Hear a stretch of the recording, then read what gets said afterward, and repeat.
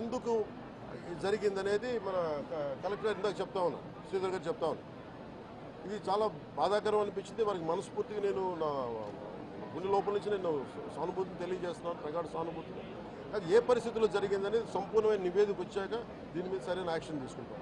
ఒకవేళ నిజంగా అప్పులు బాధ భరించలేక చనిపోయారా, అలాగే లేదంటే ఎవరన్నా బలవంతంగా ఇబ్బంది పెట్టి చచ్చిపోయేలా చేస్తారు, ఈ కోణంలో కూడా మనకి ఇన్వెస్టిగేషన్ జరుగుతూ ఉంది. దీని మీద వచ్చాక దీని మీద ఖచ్చితంగా స్పందిస్తాం.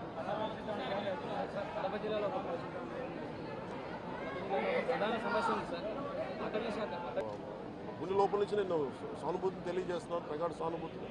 అది ఏ పరిస్థితుల్లో జరిగిందనేది సంపూర్ణమైన నివేదిక వచ్చాక దీని మీద సరైన యాక్షన్ తీసుకుంటాం. ఒకవేళ నిజంగా అప్పులు బాధ భరించలేక చనిపోయారా, అలాగే లేదంటే ఎవరన్నా బలవంతంగా ఇబ్బంది పెట్టి చచ్చిపోయేలా చేస్తారు, ఈ కోణంలో కూడా మనకి ఇన్వెస్టిగేషన్ జరుగుతూ ఉంది. దీని మీద వచ్చాక దీని మీద ఖచ్చితంగా స్పందిస్తాం. ప్రధాన సమస్య ఉంది సార్. అటవీ శాఖ ఆధ్వర్యంలో ఫార్మ్ టు పర్మిషన్ ఇస్తారు సార్. ఎక్కువగా ఇక్కడ రిజర్వ్ కన్వర్షన్ ఎక్కువ సార్, ఫారెస్ట్ రిజర్వ్ కన్వర్షన్ ఎక్కువ.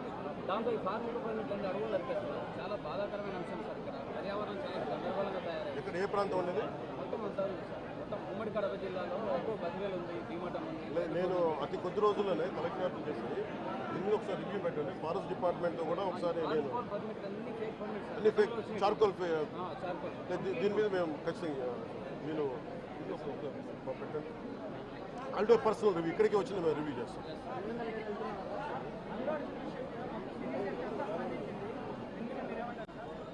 రెలవెంట్ ఇక్కడ మనుషులు చచ్చిపోయి సినిమాల గురించి మాట్లాడారు, కొంచెం పెద్ద మనుషులు,